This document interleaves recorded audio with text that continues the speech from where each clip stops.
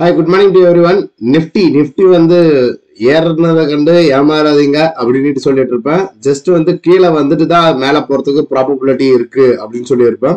நம்ம எதனால அந்த கீழே வரணும் அப்படின்னு எக்ஸ்பெக்ட் பண்றோம்னா, எப்பவுமே இல்லாத அளவுக்கு ஒரு லார்ஜ் பியரிஷ் கேண்டில், அந்த லார்ஜ் பியரிஷ் கேண்டலுக்கு சும்மா ஒரு கண் துடைப்பு பாஸ் ஆகும் மாதிரி ஒரு ரெக்கவரிக்கு அப்புறமேட்டுக்கு எந்த ஒரு முன்னேற்றமும் இல்லை.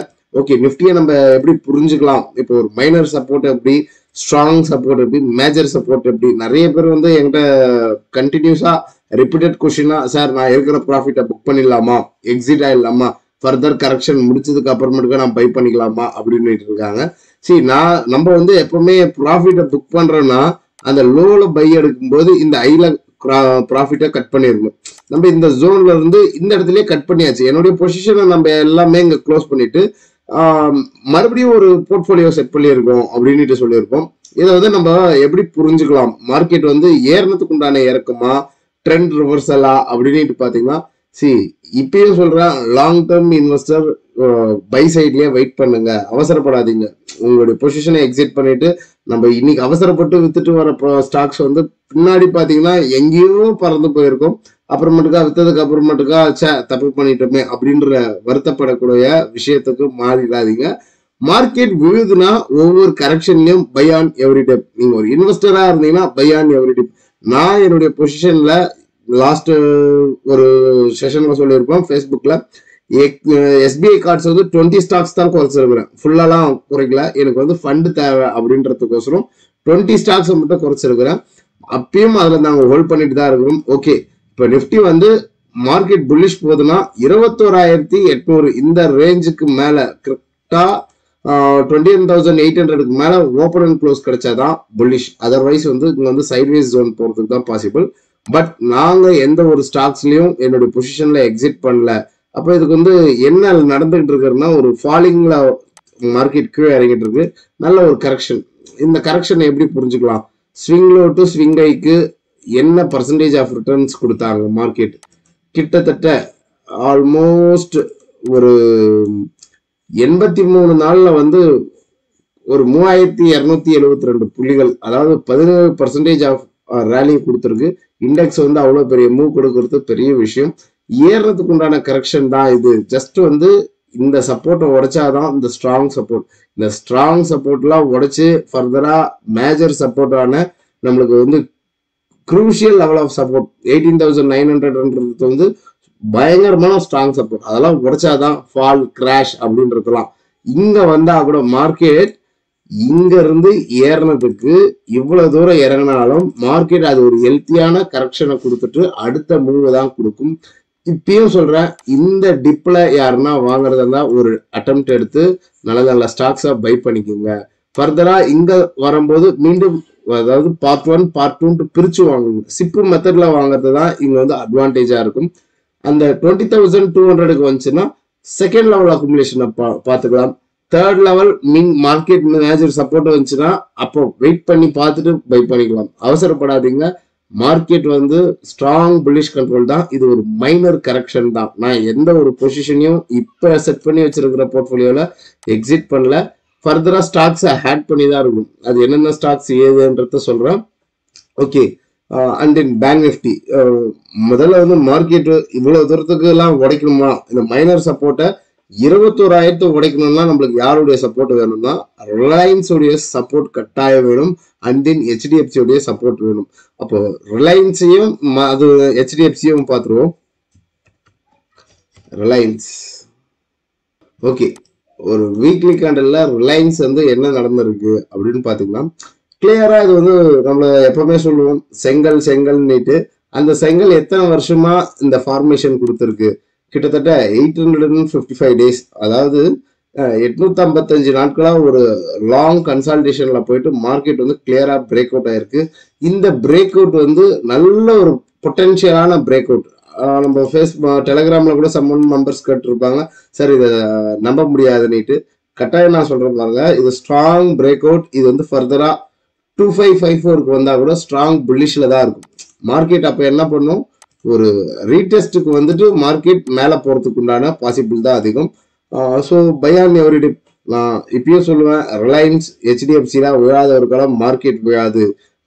ரிலையன்ஸ் கிளியரா பிரேக் அவுட் ஆயிருக்கு. பிரேக் அவுட் ஆனதுக்கு ரீடெஸ்ட், அதாவது ப்ராஃபிட் புக்கிங் பண்றாங்க. எஃப்ஐஎஸ்டிஐஎஸ்க்கு வந்து சம் நியூஸஸ் தேவை, ஏதாவது ஒரு காரணம் தேவை அவங்க ப்ராஃபிட் புக்கிங் பண்றதுக்கு. அதை வந்து ஹெச்டிஎஃப்சி உடைய ரிசல்ட் இம்பாக்டை வச்சு ஹெச்டிஎஃப்சி அடிச்சாங்க. ஒரு இண்டெக்ஸை எப்படி இறக்க முடியும்? ஓவர் வேல்யூ ஆயிடுச்சு. அந்த வேல்யூ குறைக்கணும்னா ஹெவி வெயிட்டேஜ்ல தான் அவங்க கான்ட்ரிபியூட் போடுவாங்க. அண்ட் தென் பஜாஜ் ஃபினான்சியம் பார்த்தீங்கன்னா லாஸ்ட் வீக் நல்ல ஒரு கரெக்ஷன் ஆயிருக்கும். இதெல்லாம் வந்து நல்ல ஒரு இன்வெஸ்ட்மெண்ட் ஆப்பர்ச்சுனிட்டி அப்படின்றது தான் சொல்லலாம். அண்ட் தென் ஹெச்டிஎஃப்சி உடைய லெவல்ஸ், நிறைய பேர் வந்து ஹெச்டிஎஃப்சி வந்து பை பண்ணணும் அதுக்குண்டான பர்ஃபெக்ட் லெவல் சொல்லுங்க சார் அப்படின்னு இருந்தீங்க. ஹெச்டிஎஃப்சி உடைய லெவல் இதுலயும் வந்து பார்ட் 1 பார்ட் 2ல வந்து அக்குமுலேட் பண்றவங்க தாராளமா இந்த சப்போர்ட்டா விட்டுறாதீங்க அப்படின்றது தான் சொல்லுவோம். நம்ம ஏற்கனவே சொல்லியிருந்தோம், இந்த லெவல்ல வந்து ஒரு ஃபர்ஸ்ட் லெவல் அக்குமுலேஷன் பண்ணிக்கிங்க அப்படின்ட்டு. ஹெச்டிஎஃப்சி வந்து ஒரு அசெண்டிங் ட்ரையாங்கல், அதாவது மார்க்கெட் மேல் நோக்கி போறதுக்கு உண்டான பேட்டர்ன். ஆனா இது கீழே உடைச்சிருக்கு. கீழே உடைச்சாலும் ஹெவி வெயிட்டேஜஸ்க்கு உண்டான ப்ராஃபிட் புக்கிங் தொடர்ந்து இருக்கு அப்படின்றத நம்ம டிக்ளேர் பண்ணிக்கலாம். இங்க வந்து ஒரு சப்போர்ட்டை உடைச்சு மேல போயிட்டு மீண்டும் ஒரு ஃபால், அதாவது விழுந்ததுக்கு லிக்விடிட்டியை கலெக்ட் பண்ணிட்டு மேல போயிட்டு அங்கிருந்து ஒரு அடி அடிச்சிருக்காங்க. Strong support 1367. மார்க்கெட் வந்து ஓவர் சோல்ட் ரீஜியன் அப்படின்றத டிக்ளேர் பண்ணலாம். இன்னமும் ஹெச்டிஎஃப்சி வந்து இங்க இருந்து உடைச்சதுன்னா இது ஒரு 1260 வந்து நல்ல ஒரு பர்ஃபெக்ட் பாட்டம் அவுட், நல்ல ஒரு பைக் உண்டான ரேஞ்ச். யாருன்னா பை பண்ணணும்னு நினைக்கிறவங்க இங்க ஒரு அக்குமுலேஷன் 1 1380 பை பண்ணிக்கோங்க. செகண்ட் லெவலா 1266 கிடைச்சதுன்னா பை பண்ணிக்கோங்க. மார்க்கெட் வந்து இதெல்லாம் வந்து நல்ல ஒரு ஆப்பர்ச்சுனிட்டி கொடுத்துருக்கு அப்படின்றது தான் நம்ம சொல்லலாம். ஓகே, அண்ட் தென் பேங்க் நிஃப்டியோடைய லெவல்ஸ் என்ன?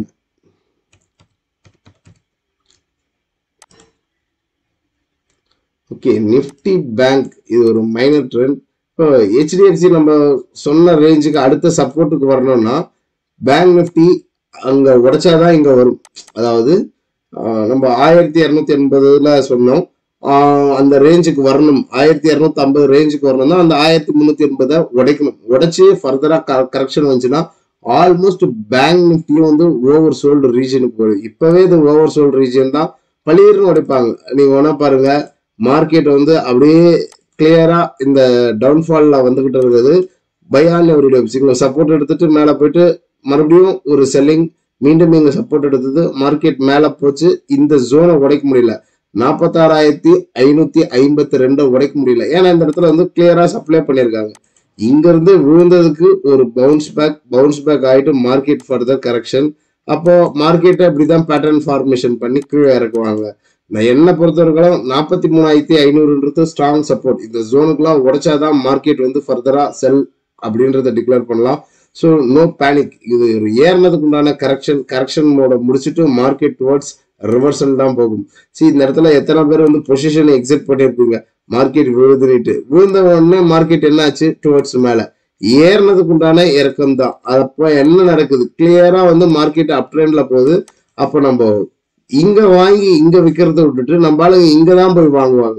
நம்ம ஆளுங்க நல்லா ஏறுதுமா நீங்க போய் வாங்குவாங்க, செல் ஆகும் போது இங்க வந்து வித்துருவாங்க, மறுபடியும் ஏறும் போது இங்க போய் வாங்குவாங்க. அப்படி இல்லையா?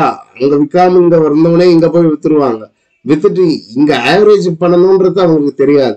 ஏன்னா அவங்களுக்கு வந்து அந்த ஃபியர், அவங்களுக்கு எங்க வாங்கணும் என்ன பண்ணணும்ன்றது தெரியாம பண்ணிட்டு இருக்காங்க.